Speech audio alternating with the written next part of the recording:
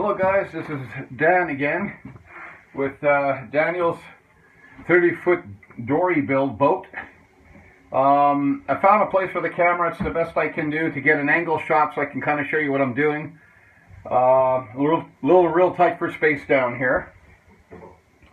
Anyway, I prepped a piece here basically just to save some of the cutting on video. But I'll let you know what I did. Simply what I did is I went down to the far corner and they give you a measurement for the bottom here, the base. Your measurement goes from this corner to the other corner, not the top. I previously made a video of this and I didn't like the way the video came out, so I posted setting up some of the frames I had outside last week when it was cold, early in the morning. So yeah, I kind of posted that instead, the other video I didn't like. So tonight I'm going to try to do this and give you an idea what I'm doing. That's about it. I mean, I'm sure a lot of people have done this, but this is the way I'm doing it because of my space. And yeah, that's it. So I cut the bottom one to size from the corners over. And then I have everything laid out on the end here. All 15 ribs, I mentioned this in my other video, with all the angles for each one. They're all different. So I come down here with my angle finder and I pick whichever rib I'm doing. This one I believe is number 8. So I would come down here, and here's number 8 right here. And it has its own angle. It's not much different than the other ones, but they're not exactly the same because of the shape of the boat. It changes slightly. So you can use your angle finder here. I used the factory edge of this wood here, and I placed it right on it. You might see that very well, but I place it on the edge and look for the right frame drawing. I am about to sneeze. I'm sorry. Maybe. Excuse me. So I've taken the angle for frame number 8 off the edge of my table, and that will be the angle I will cut this at. Now I'll just give you an idea how precise this is. So this is number 8, and I take this down, and boom, check that out. Okay, it's nice. It's not bad. Okay, so that's what I do.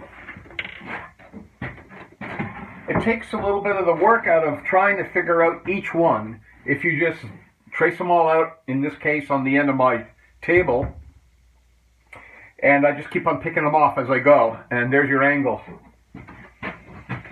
So after marking it out, I do a rough fit to find out how far the riser will go on the end. And after that, I'll go down to the far end here. And after I've traced out the angle, which will give me the length of the top, I lob this piece off. And I get my angle. Simple as that. So after this is done, and I've taken my angle finder and I come down to this end, and I go to whatever it is, let's say 35 inches. I'll set it here. Boom. And then I'll use my jigsaw down here. I got I've got a Bosch jigsaw. I used to do decking, so I got a lot of these tools hanging around that I haven't used in a long time. But this is a beautiful machine. I think I paid $318 for this when I got it way back. Anyway, it works good. I got a double cutting blade on it. And so far, I have used this tool to cut absolutely everything. So you don't need a lot of tools so far. I have chop saws. I got skill saws, I got table saws. This is the tool that's just so easy. Okay, so then after I cut this out, the bottom. I cut out a 9-inch space as required down here. And you forgive me, I got the names. I keep on forgetting the names here.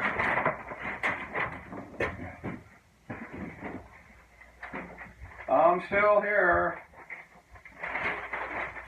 Okay, I'm sorry. That's called a Kilson hole. That's a Kilson. Now, I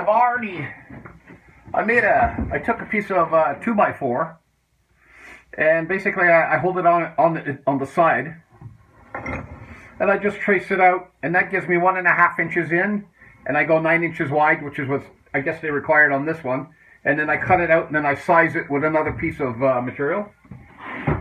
And as soon as it sits in there and it's even with the bottom, it's done. So I'm going to make a little bit of noise right now and cut that out.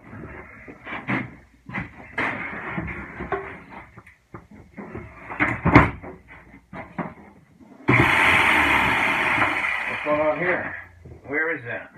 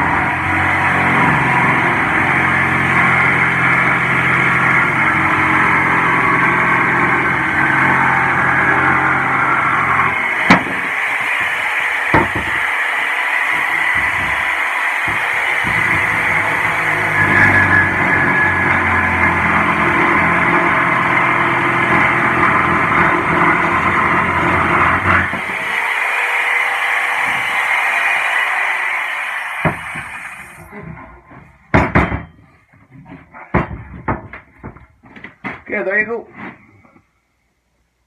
Perfect. Now I'm going to check it for depth with this. And it's perfectly even. I'm lucky this time. I got it the first time around. It's perfectly even with this. This is acceptable. Okay? So that's how we cut that out.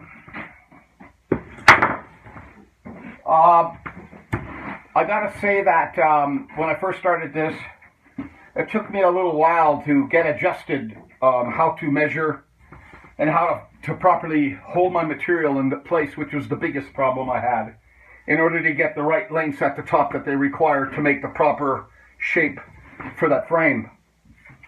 But I only have 15 of them on a 30-footer, so I'm down to my last 3. And you know what they say, by the time you get good at it, it's done. Okay.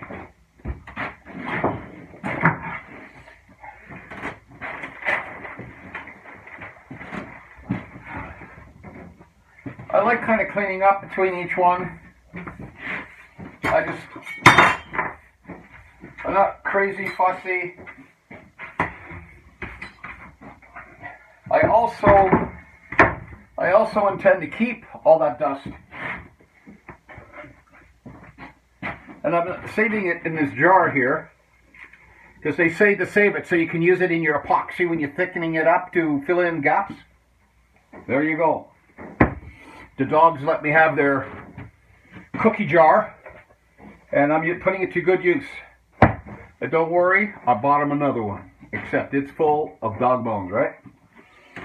Okay, so now, the way I go about finding this edge here is I've got lines shooting up in 4 different places on this table, so I can move my material back and forth so I can get the one side done, which I'm going to do right now.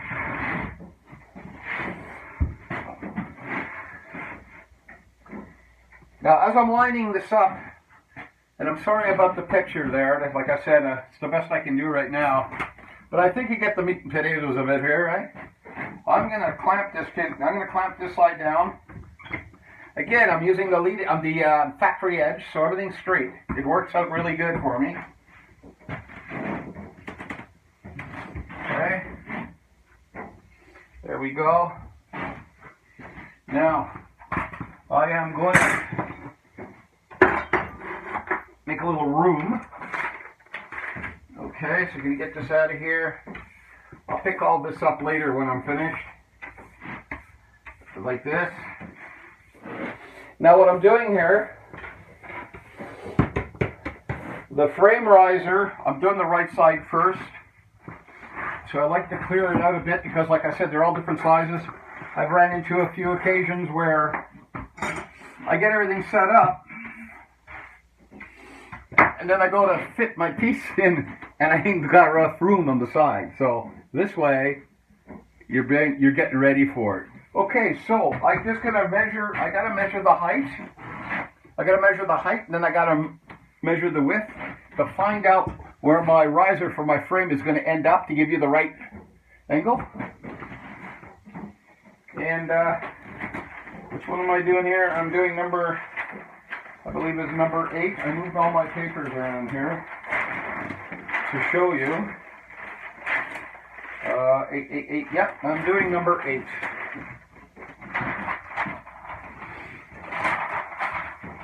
All right, so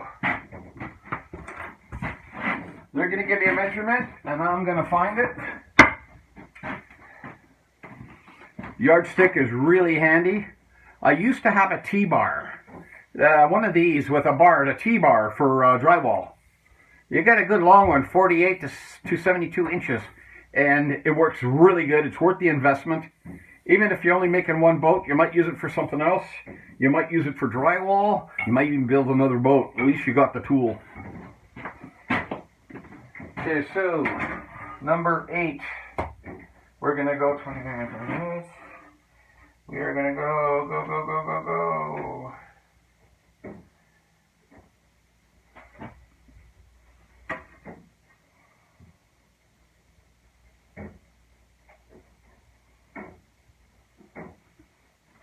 Okay, I'm just going to mark this here, like that, and I mark what the size is, because I end up with a bunch of them there, so by writing your size down, you don't get it mixed up. So I got my height. I'll do the same thing over here, so I can follow a line through. What did I just do there? Okay.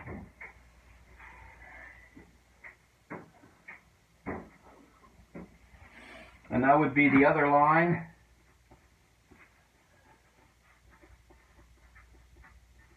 Okay, so this is a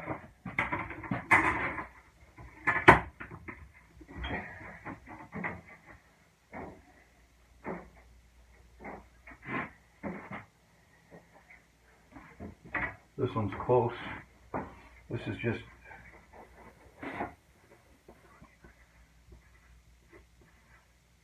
I got 29 and a 3/8 or something right next to it, so that's why you do that, so you lose track where you are, because then you'll be out just by a bit. So now I'm going to connect my lines for my angle here.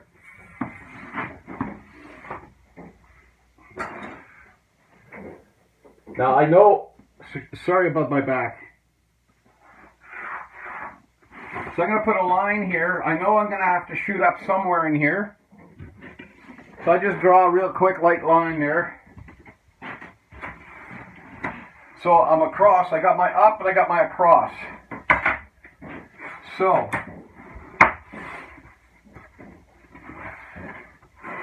now I'm going to take my measurement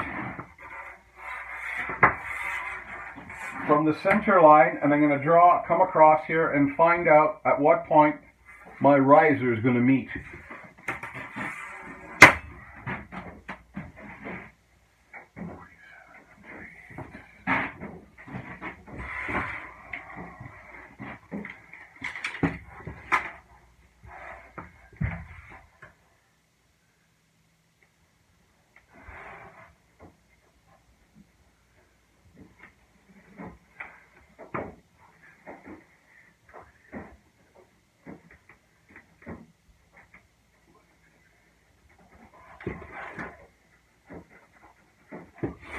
Okay, so I like I said, I already got my line going across, and I do my cross line, and that would be the spot right here where I'm heading for. Now, like in my last video, I got this box full of shot. I use that to do models with. I just bag them in these small plastic bags, and they were great for holding down balsa wood for my models.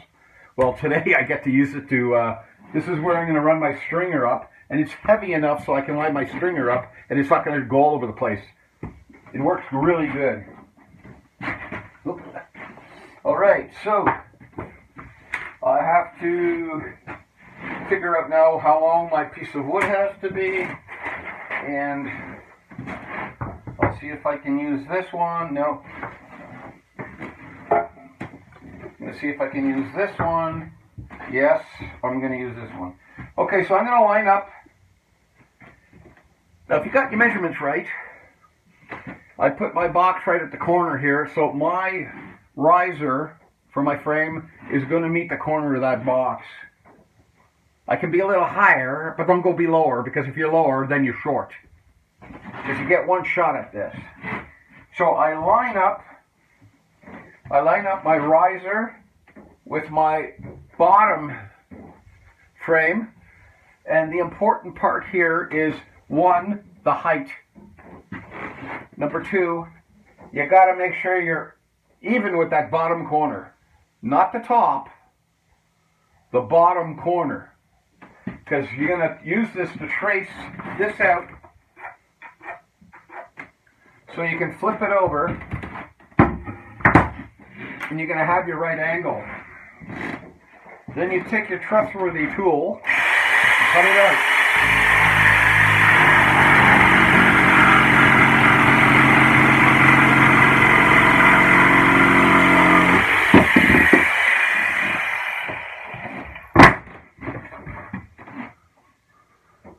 Now, once you've established this angle, you take your next piece of material and you just trace the length. You can trace to whichever end is going to work for you. And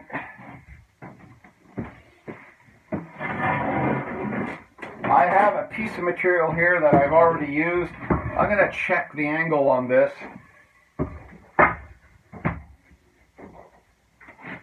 It is so close, I'm going to use it.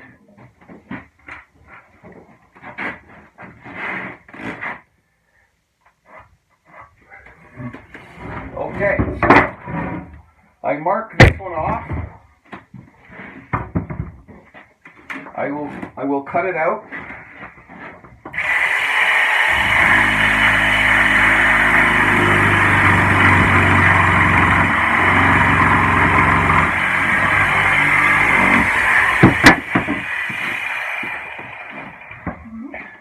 Watch yourselves when you're using power tools. If you slide or your arm moves out in the way, you definitely might clip yourself, and I don't think that'd be any fun. And you gotta help yourself get fixed up before you continue your project. And maybe the color red isn't quite what you want to add to your build. Okay, so there's my two pieces. Sorry, there you go. There you go. Okay. So I'm gonna put one piece off to the side.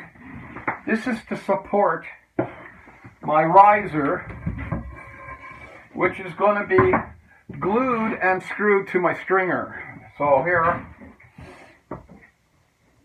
Now, if you line up the top with your line and line up the bottom corners, even if you're out a bit on the bottom here, doesn't matter.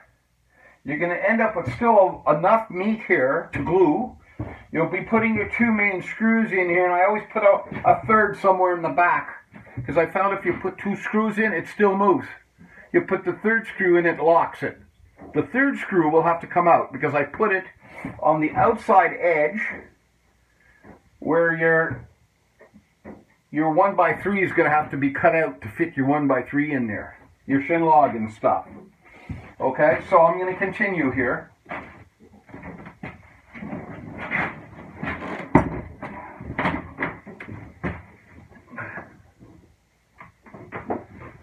I've got a real bad receptacle down there. It just doesn't hold the plugs in. You know, usually it's tight fit.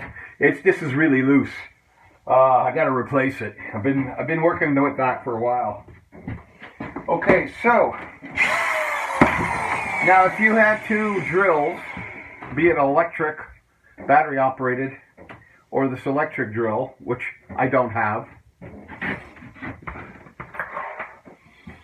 I keep on switching out for the countersink. Well, I'm gotten used to it. So line up your bottom corners.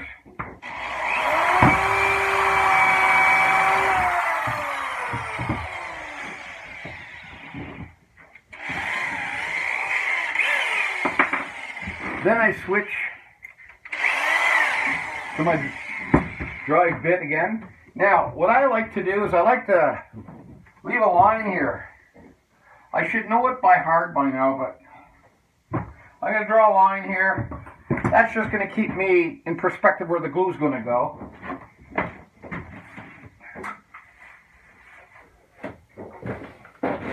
Now I've had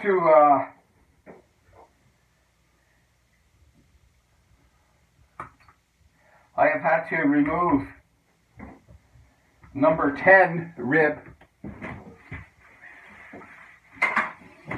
because I stayed up late one night and I wasn't paying attention.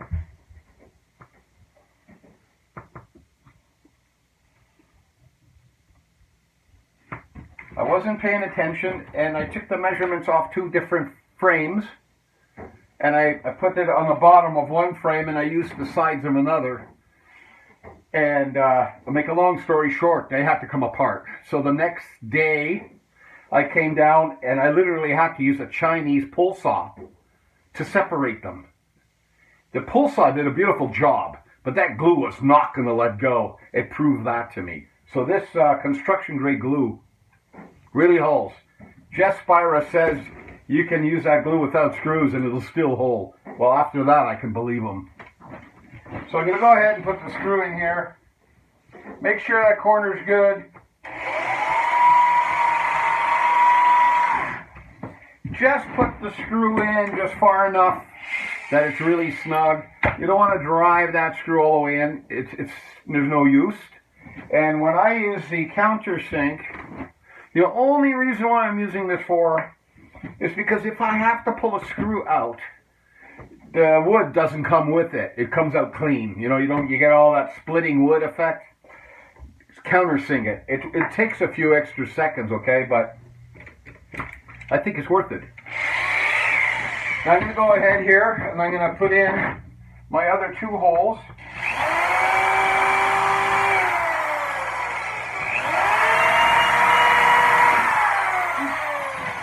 Now the bottom of that riser, the bottom of this riser here, I only got like 3/4 of an inch.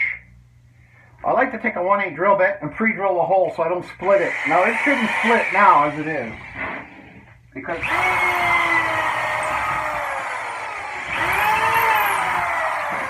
it makes life so much easier. And you know that's going to work. Do I got my screws here anymore? I got 2,000 screws hiding here somewhere. Oh, here they are. I'll get a few more screws here. I am seriously a sloppy worker. I'll take stuff and I'll just drop it on the table and leave it there.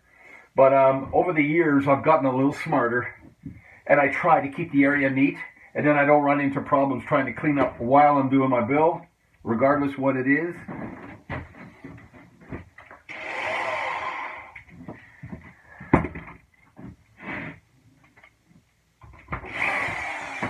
Okay, so there's your 2 holes drilled. 2 holes count, all 3 countersunk. These 2 screws are going to go in. These are going to lock this riser in position. Double check. Make sure your stopper for the top is in the right position. Double check. Bring your wood in. Make sure it's going to be touching that, because that's where you want it to stop. Because when you go to your next measurement and you set up your other riser to produce the frame, you're going to measure from this side all the way to the other side, and you're going to get a total of width you need. And this is not going to move. This will be stable. And that's where you're going to find where your stringer, your riser, is going to give you your proper width for the top it has to be for this particular frame. Okay, so I'm going to go ahead and lock this in. The top is good. The bottom corner is pivoting, so it's good. And we're going to go for it. Okay, I'm out. I can pull it out.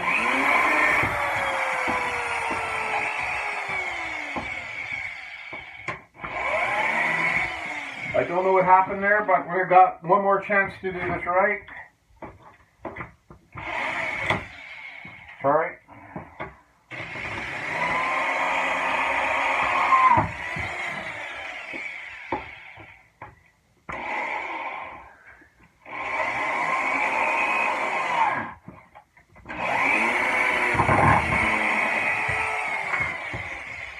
Okay. I think when I use my countersink,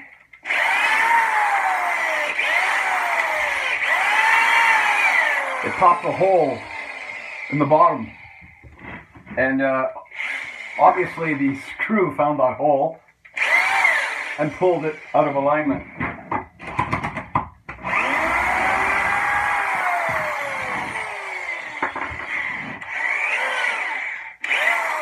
It happens. It's going to happen. It's going to happen a lot. Now, most of the videos I watch, you're not watching this process like this. They either have pictures and the guy's talking in the background, which is fine. You got guys that are doing a job and they say that they turned around and made a mistake, and that's okay. You know, let you know that they're human too. Well, I'm doing it live, so I can't hide my mistakes. Not that I'm worried about doing so.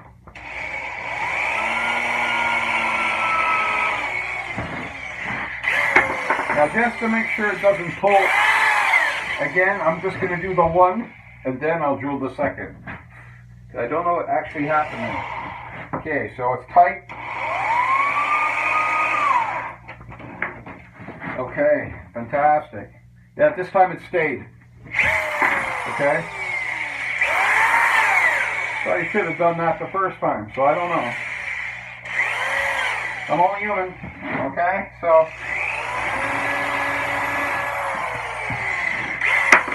I'm going to try and put it back into the same hole. But you see, I had to take my screws out, and the wood is still fine. There's nothing wrong with the wood, so.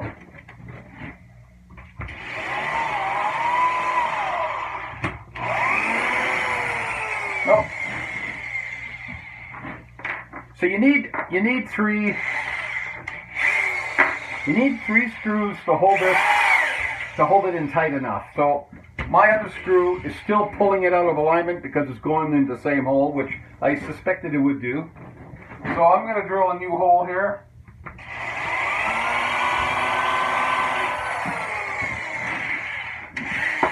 Now remember, Jeff said this glue will hold these parts together without even leaving the screws in there. You can pull all the screws out.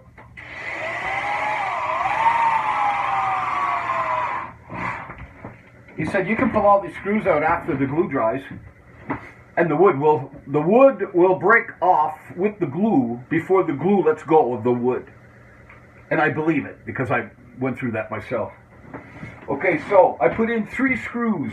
I put 2 in the front. I put 1 in the back. Remember, this has to get cut out. That screw will have to come out anyway. So it's countersunk. It'll come out clean. And away we go. Now I'm going to flip this over and do the other side.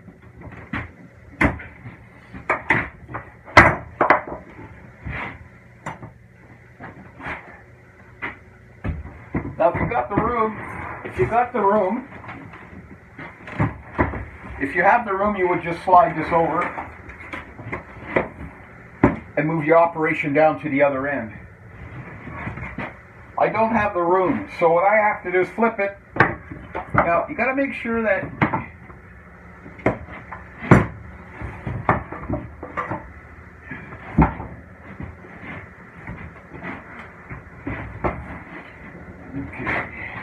now you can remove your spacer, your weighted down box in this case.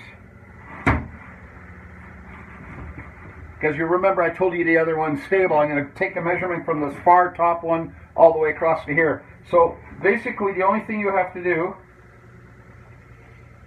do a rough fit for the corner right here. Do a rough fit, put one screw in it, which is what I'm going to do right now.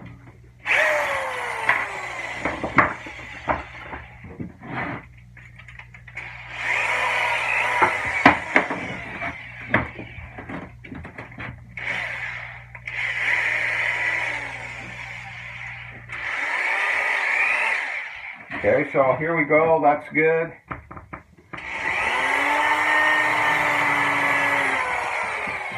Now I'm slowly learning here to take my time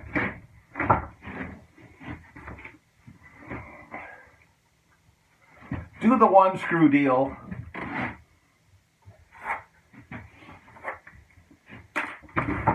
Do the one screw deal, put it in the corner, screw in your corner, then you can pivot your piece to the measurement you need, then you can drop the other two screws in there. Now, I wasn't doing this when I first started this, but I guess you just develop a way of going about doing this that works for you. Now, I've done woodwork before. This is not really new to me, even though this boat deal is new to me. I used to be a deck builder.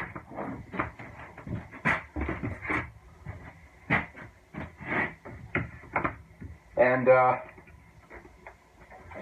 don't build decks anymore. But I definitely still have a lot of tools from decking.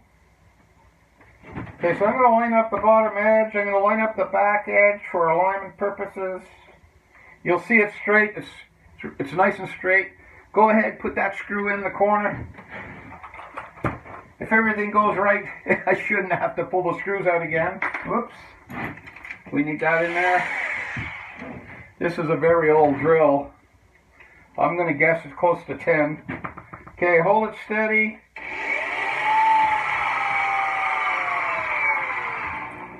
Just enough to say it's squeezing, you can feel it. So now I'm going to take a second to find out what my measurement is. I should have done that before I started, but hey. We're going to do this together.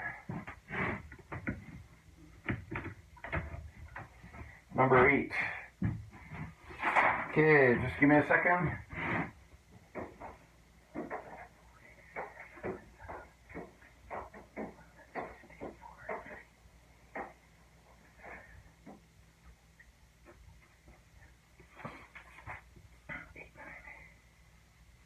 Double check your measurements. If you go too quick, you might make a mistake.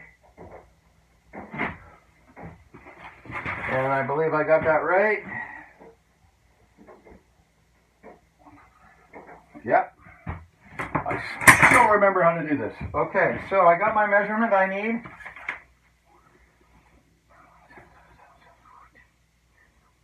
Okay, now, can you see that? I clamped down the far end so it does not move.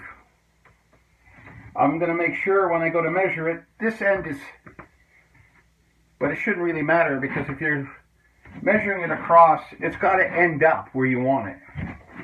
You just got to make sure that it doesn't move after you take your measurement.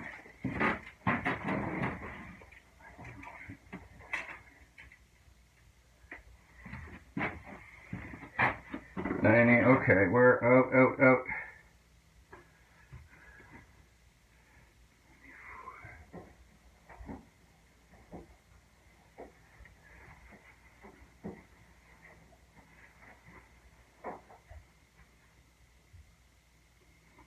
Just give me a second here.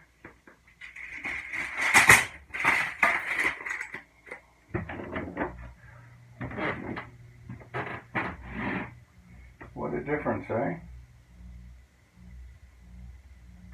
Okay, I want to double check something here. Just want to double check something. This is my center line. And hopefully I have enough room at the end. Hopefully I have enough room here just to make a measurement from the center out. So it's supposed to be, okay. Let me try this for a second.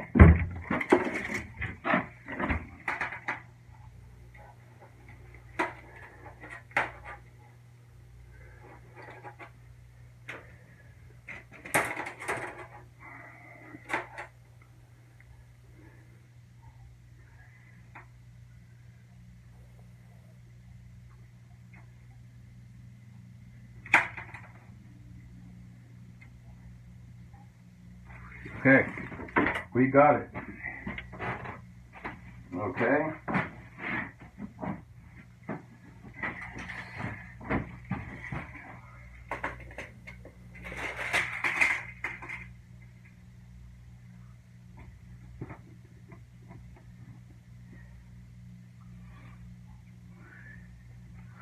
Okay.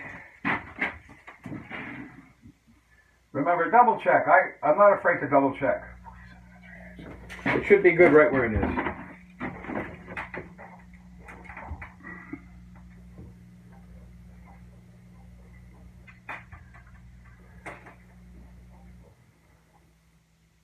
Okay.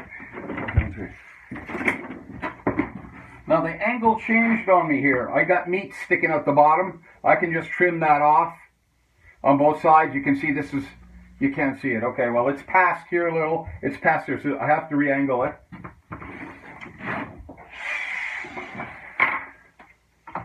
And I have another clamp here. I have another clamp. I'm just going to clamp it just to make sure it doesn't move on me. And I'm going to do the same procedure over again here. Almost done. Whoop, come on now.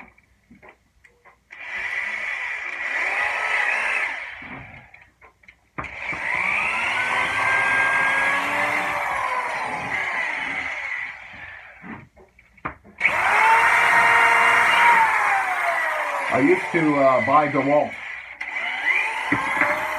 tools, but I had a major problem with triggers and the end of the extension cord would break just at the end of the plug with them. That's why this is yellow. I replaced the wire with an extension cord, and I started buying Milwaukee and Bosch. So that's just a personal preference. All of my saws are DeWalt. They used to be priced right when I got into the business. I had a DeWalt Sawzall. I had two problems with it, brand new. I brought it back, and then the shaft that holds the blade, when I got it back the second time, snapped on me on the job. So I don't know how that happens. It's almost a half-inch diameter. So instead of bringing it back, I threw it in the back of my truck and went down to Home Depot and bought Milwaukee. That's over 10 years ago, and I still have that Milwaukee, and it still works. So sometimes you have luck with some tools, and then you have no luck with other tools. You know, that's the name of the game. Okay, so I got my 3 screws in this corner. The measurement is good. Now, what I'm not doing this now, but I'll just let you know what I'm going to do next, because basically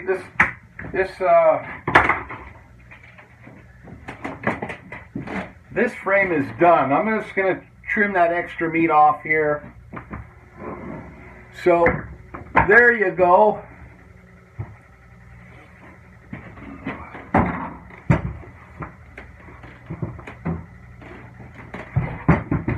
It's good, it's all done, and that's the way I build these frames. Now, if you're wondering what I'm doing down here in the basement of my house, I don't own a garage. So I'm working on this almost 6-foot surface by 48 inches. I was working on the other side of the room my last videos, and I didn't like my space back there. I moved it here. The space is better. Hopefully the lighting isn't too bad for you there. And that's it. So everything's together. Now this is the way I build these frames. I'm sure you've seen this done 100 times. I follow many people on YouTube on their builds. Many people. Because I believe everybody has something to contribute to a build. I'm going to get stuck there with my belt. And, you know, some people do some things. You might sit there and just realize, whoa, I've been doing it the hard way. So you use it. And I believe that's what YouTube's for. You know, it's shared information. So that's what I'm doing here today. So this was supposed to be my second posting. It will now be my third posting on how to put a frame together. Now what I do here is I'll put a string line across the tops, because I'm lobbing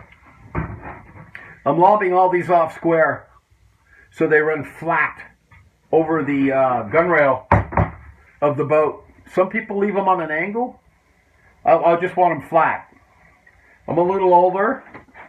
My wife's not as sturdy, and if we have angles like that on the gunrail, we can easily step on it or sit on it and slide right off. And we don't want to be doing that. So I'm making all. That's my excuse for making them all flat. And that's about it for this segment. There's no use me actually building another frame for you, because it's exactly the same procedure, right? So I hope this helps somebody out. If you like what you're seeing, help me out, please. Hit subscribe, hit like. I would really appreciate that. Like I said, I've started this YouTube channel to show people what's going on with this particular build, because I haven't seen another 30-foot Dory build on the video on YouTube. So I figured if I can start one, maybe somebody else will. Who knows? But if you wonder what a 30-foot Dory looks like, please follow my YouTube channel. This is going to be about it until spring, because I got to collect all the other materials to build the boat. I'm able to build all my frames down here in the basement, so that's why I'm doing them now. And I got another frame that I have I still have the stern to do on this. I don't have the materials for that one piece yet, but when I do, I will definitely do a vlog on that and show you how I put that together. And I'll also explain, I think I'll be changing it a little bit in the back, because I don't think I'm going to hang the motor off the transom on this. I think I've seen some guys build these, and it's a Jeff Spira International build. They're his plans, and they're hanging that motor off an extension off the back of the Dory. And there's a lot of good reasons for that from what I've learned so far. And I think I'm going to go that route, because I want to put a steering wheel in. I won't be driving it from the back. I also am going to build a cabin type front on this particular boat. That's why I went with a longer boat. And I explained that in my second or first video, actually. And that's about it for now. So hey, take care of yourself. Hope this enlightens you a bit. And we're going to get together again soon. So until then, take care.